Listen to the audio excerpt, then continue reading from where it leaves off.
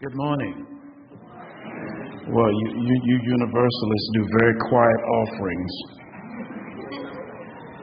I'm accustomed to, in the faith tradition I grew up in, the offering being a rather loud event.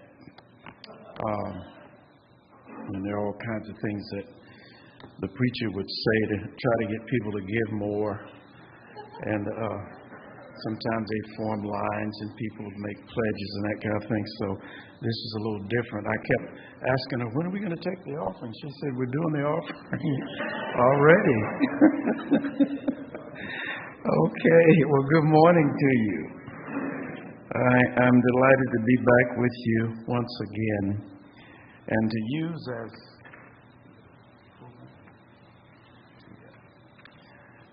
as a title, my title on my notes is a little different. Who or what is God? And I know that among Universalists, there are even some of us who protest the use of that word, God. And I think the reason that many of us reject the term, and even those of us who consider ourselves agnostics and atheists, is because of the historical definition and meaning that's attached to that word. And so many things have been done, both, I think, perhaps positive and negative in the name of that term, that what we're rejecting is not the cause of every effect and the source of our existence, but some of the traditional constructions around it. In fact, I don't think that our Creator and the source of our existence cares what you call it. Doesn't change anything. It is still the source. It is still the primal essence of our existence. It is the yin and the yang, the up and the down, the in and the out, the over and the under, all of it. So this morning, I want to begin by sharing with you where many of my ideas come from. I'm a student of Neale Donald Walsch. Neale Donald Walsch is the author of several books, Friendship with God, What God Said, Communion with God, The Essential Path, The Heart of Truth, God Talk, When Everything Changes, Tomorrow's God, When God Steps In, The Only Thing That Matters, The 10 Illusions of Humans, and that's only about a third of the books, or maybe half, that he's written since he had what he calls that really unique encounter. He wrote an angry letter to God. And in that letter, he said, I don't understand why my life can't come together. Why is it so hard? What's the formula? Just tell me the formula. And I'll walk the formula. I'll do it. Just let me know. If you're there, just let me know. And he says at that time he experienced something. It's like a voiceless voice. It didn't have a gender or anything. But it was an experience that he encountered. And one of the first things that came to him in this experience was, Neale, are you just venting? Or do you really want to know the answer to those questions? And he said he responded to this voiceless voice that had sort of taken over and said, I sure as hell would like to know. And the voiceless voice responded to him and said, you're sure as about a lot of things. Wouldn't you like to be as sure as heaven? And from that point, he said it was almost as though there was an essence that took over, and he, with this yellow legal pad, would write questions, and faster than he could write them, the answers started coming.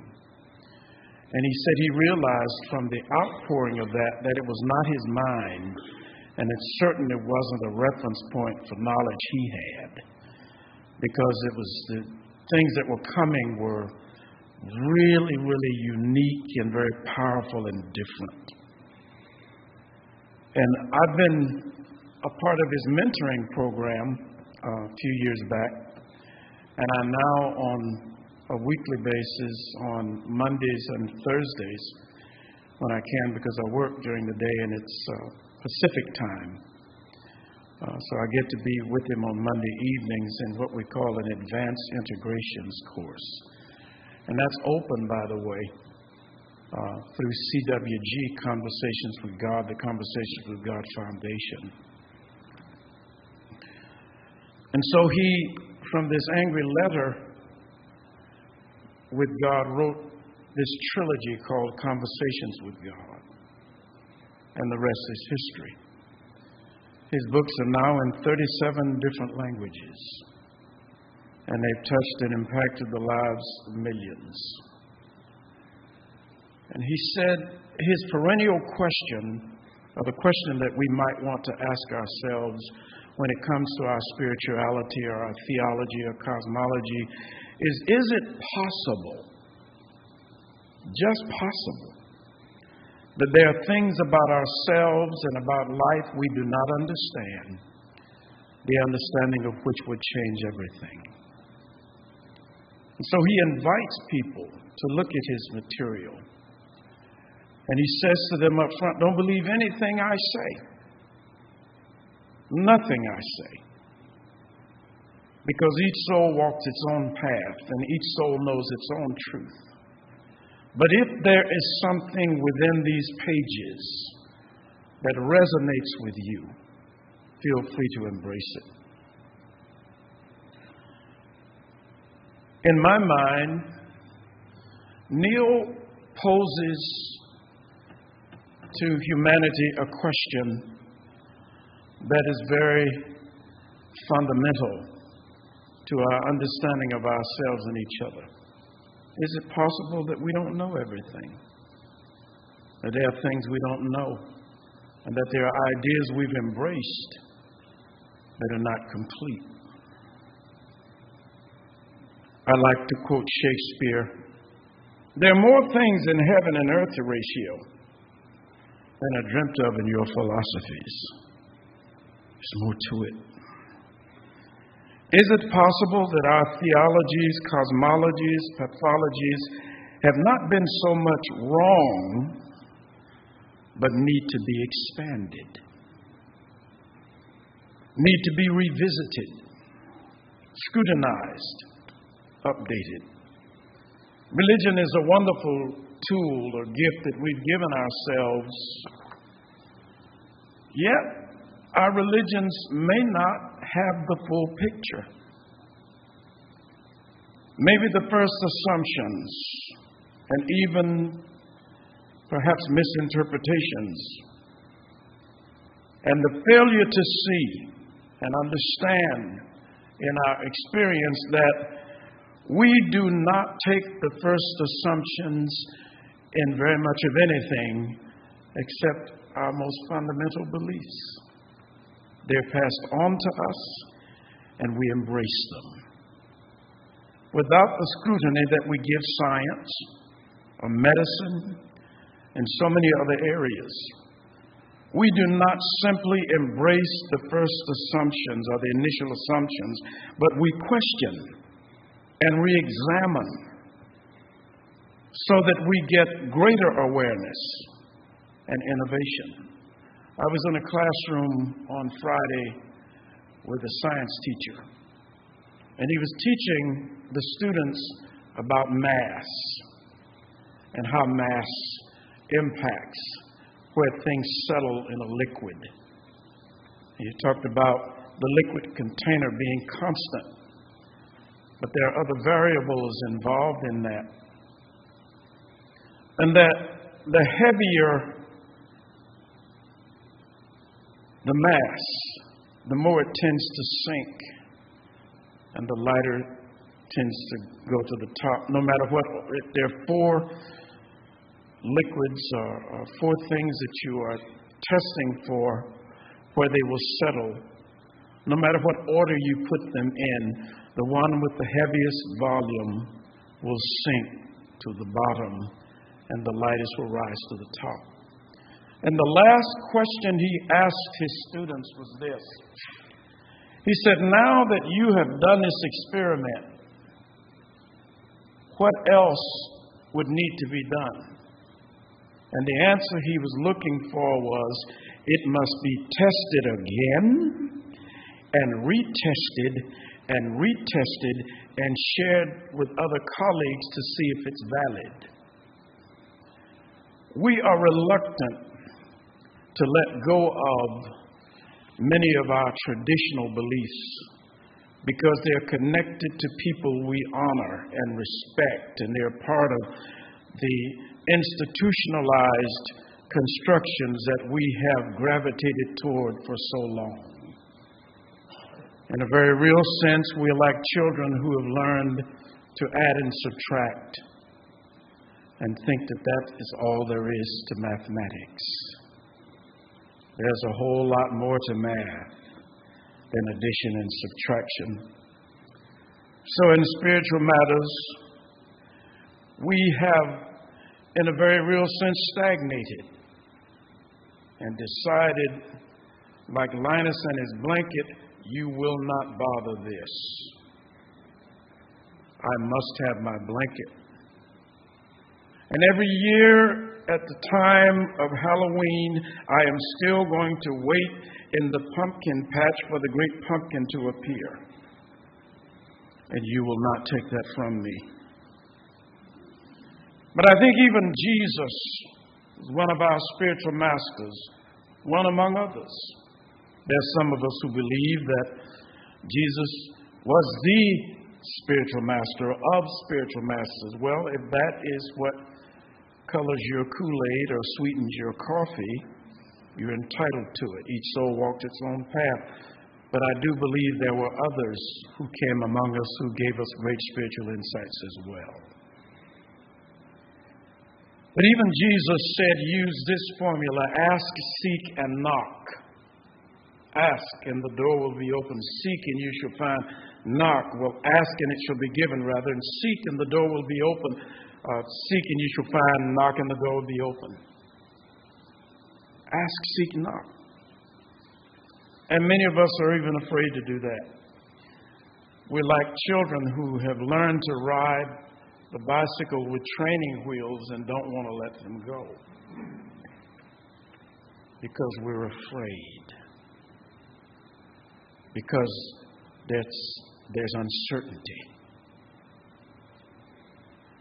We've been resistant, fearful, even combative and violent about moving to expanded consciousness around our belief systems. To do so would shred to pieces many of our prior assumptions. It would upset the apple cart.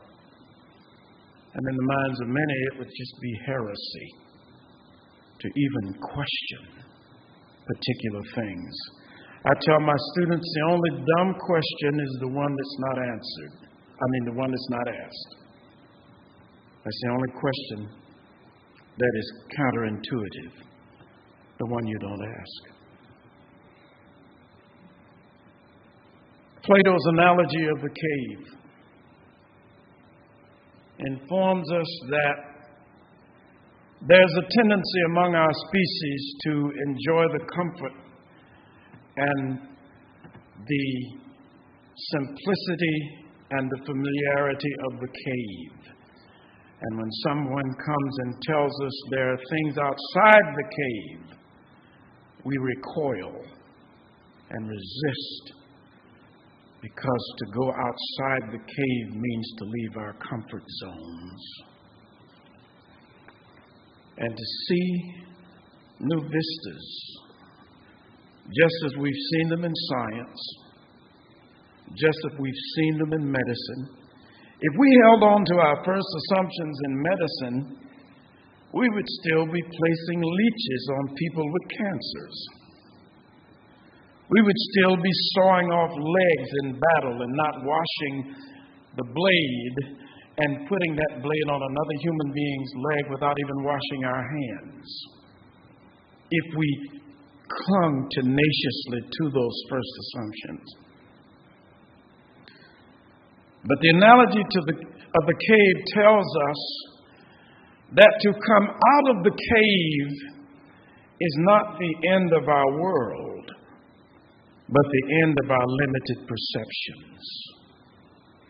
To boldly go, as the Star Trek series said, where we've not gone before. But to remember, to recognize what our spiritual part of us, the spiritual part of us, has been trying to awaken us to in this journey we call life. To realize that we are seedlings, young species of universe billions of years old, and by no means have all the information and all the data that this massive universe can provide and that life can provide. We're evolving rather slowly, but nevertheless changing. Even in our country today, as much as some of us might have been alarmed about the polarization and the extremism, it appears that there are millions of people in this country who are ready to evolve, to move beyond the constructions that we've embraced, to move beyond the status quo, to understand, and I'll say it in plain language, that women are just as capable as men to lead nations and to provide the kind of vision we need to go forward in our world. They are not subject to us, but co-equals. And in my personal opinion, I think the world would be less messed up in some ways than it is now if women had taken more leadership role in some of it. Men, and I'm one of them, can be real knuckleheads. And those of you who are married to men understand that. They can sometimes be going in circles, and you can try to point something out to them and say, but I know this, I got this. Apparently not, because we've seen this about 6 times now. We're going in circles. But there are human beings who are ready to evolve. They're ready to move beyond familiarity. They're ready to leave the shoreline and go into the depths. To realize that we somehow must have a willingness to receive and embrace new data. And to do that is not heresy, it is expansion. It is the process by which we grow and are enabled to better understand what we already know. There's a part of us that knows it. And I'll talk about that in just a few moments. There's so much more to this thing called life than our conventions have given us. There's so much more to the sentient energy, source, the force, this one thing that is all things, this creative entity that billions of us have called and continue to call God.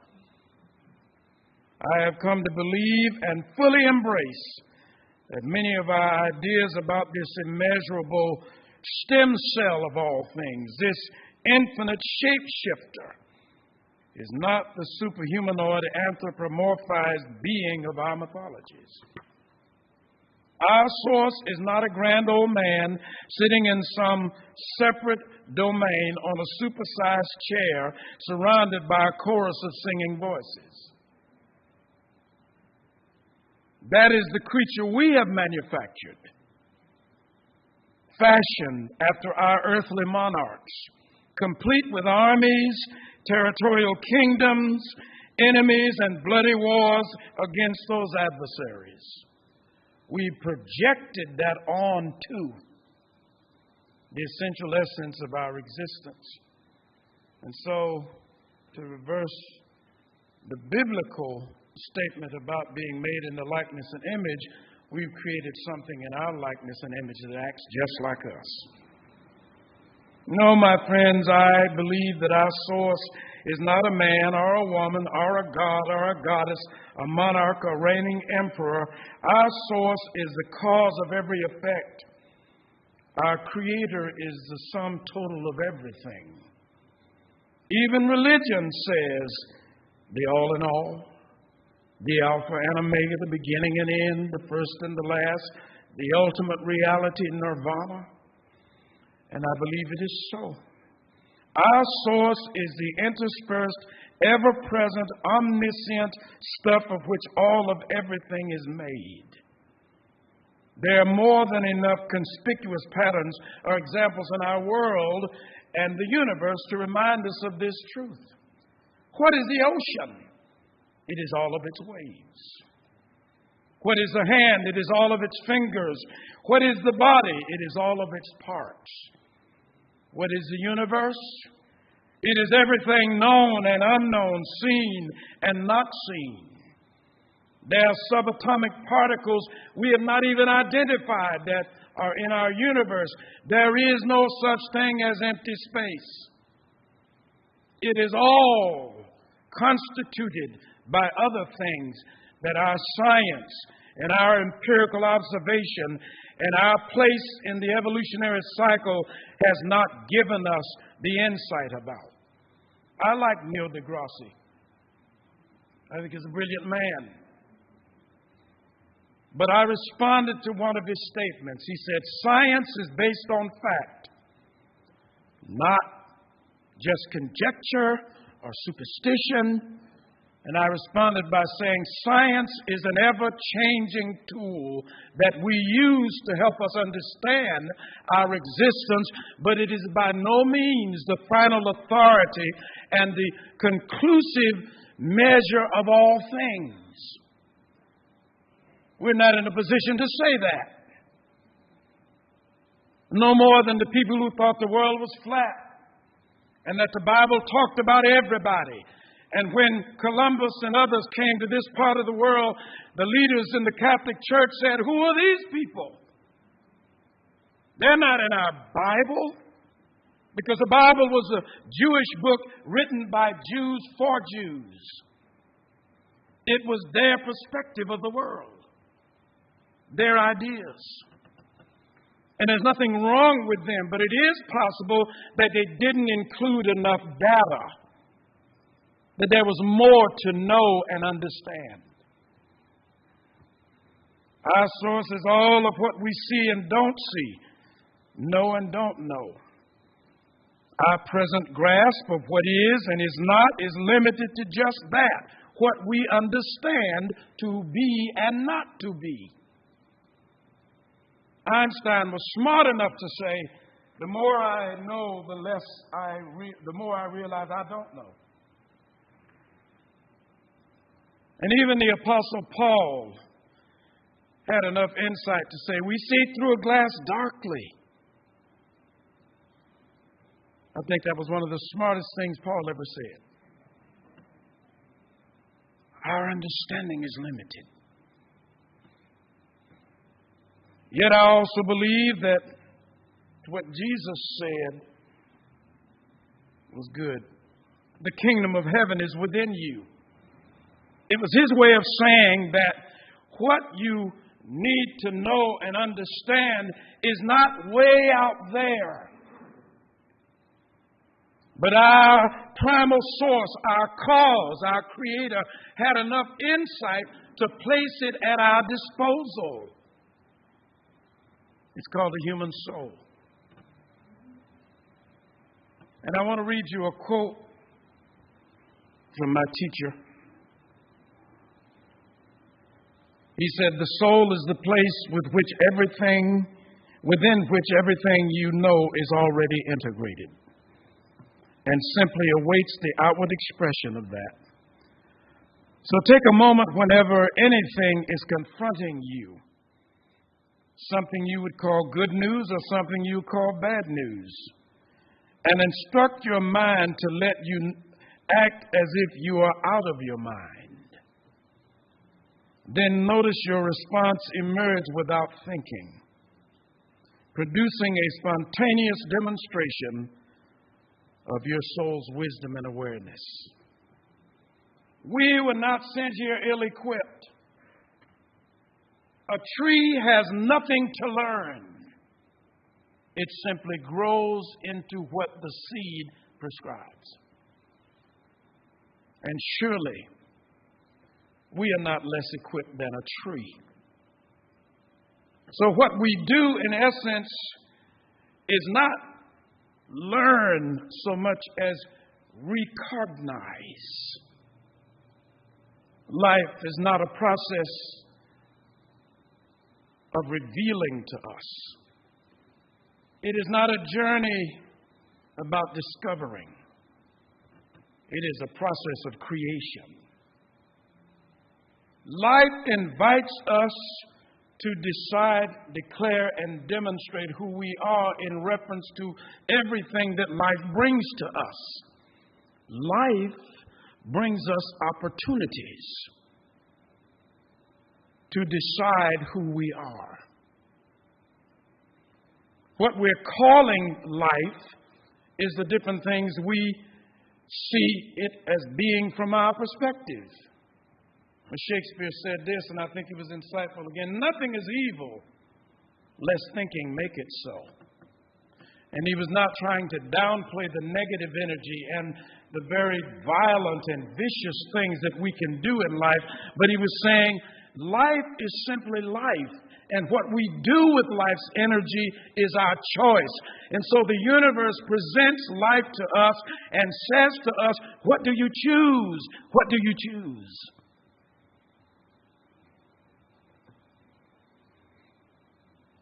To tell us that the wisdom and understanding we seek,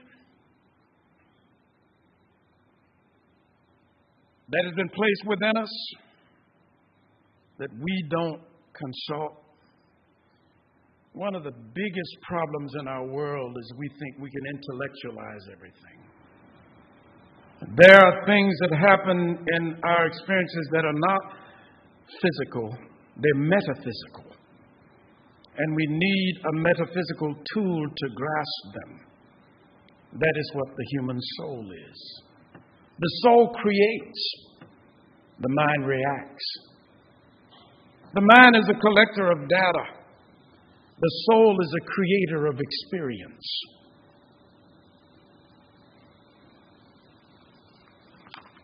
We are, as is everything, outward expressions, outpourings, incarnations of the one thing that is all things. We are souls, singular outpourings of universal life. Christian theologians said that Jesus had a hypostatic union with God, that he was both God and man. I beg to differ. We are all both God and man. All of us have a hypostatic union. But we, in our infancy as creatures on this planet, have a tendency to be very self-emaciating. So when people like Jesus or Buddha or Krishna or others come among us, we say, yeah, you're wonderful, you're marvelous, you're great, but I'm not. And guess what? They all came to demonstrate to us not who they were, but who we are. You too have the potential and the creative energy and power to be what you decide to be.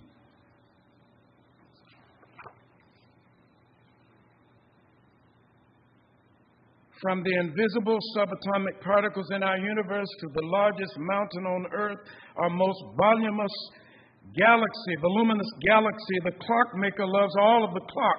This is my second point. Why does God love unconditionally? Because God loves God, and everything and everyone is God. Why would God not love God? Why would the eternal essence not love the eternal essence? What I'm saying is there's only one entity. There's only what we call God. Everything else is some extension, creation, incarnation, expression of the one thing that is all things. And it is responsible for everything in existence. And as I shared with you before, it communicates with every part of its body. Paul again talks about the body of Christ. It's larger than that. The one thing that is all things is every planet, every moon, every star, every galaxy, every tiny element, every little molecule, every subatomic particle. There is only one thing, and that thing loves itself. Why would it take sides against one part of the body against another?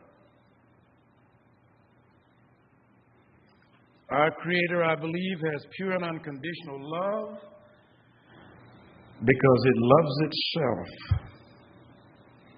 Its desire is to experience the grandest version of the greatest vision it ever had of itself, and it is doing that in and through everyone and everything in existence. That means growing, expanding, evolving, guarding, experiencing all of what its physicalized expression presents. Life is this being, this super source, as we've called it, physicalized. It has physicalized, and it is moving through itself because that's all there is. Experiencing itself through each and every one of us and all things. Whatever occurs in life is an opportunity for us to decide who and what am I. Nothing is ultimately evil. What do you choose? And let me close with this. So some might say, so you're saying people can just do whatever they want and there are no repercussions from it. Oh, yes, but there are. There are outcomes and consequences for every decision we make. There are immutable laws in our universe that go into effect. But that is not punishment. That is the natural outcome of a decision you might make. If you decide to drive to Miami on your way to Atlanta, you can't say the highway was punishing you. We're moving in the wrong direction. Human beings have engaged in repetitive, destructive behaviors, continuing to live within the framework of conditional love, of fear, of trying to make work what doesn't work, trying to do what doesn't work, trying to live and get different outcomes from the same kind of behaviors over and over again. And I think all of us know that if we continue to try to do the same thing again and again and look for a different outcome, that is the signature definition of insanity. We've done it over and over again. And it's time for us now to move to a different paradigm, to at least be open to it. You don't have to embrace anything I've shared. But if it stimulates thought, if it causes you to ponder and consider, I've been effective. Finally, this. Why is there no judgment? Why is there no lake of fire? Why is there no eternal torture chamber? Why? Why is there no mandate? Why are there no commandments? Those commandments were promises to Moses. They were signs that Moses asked for. And if you take thou shalt and put will not, you see the old King's English up and against modern day English. You will not steal. You will not have any other gods before me. You will not commit adultery, because you will come into a level of consciousness that will be evidenced by these behaviors. And we turn them into commandments. But our source does not force or mandate anything. Why? What would it force? What would it fight? What would it punish? What would it judge? What would it discard? What would it isolate? What would it ignore? What would it not love unconditionally? Itself?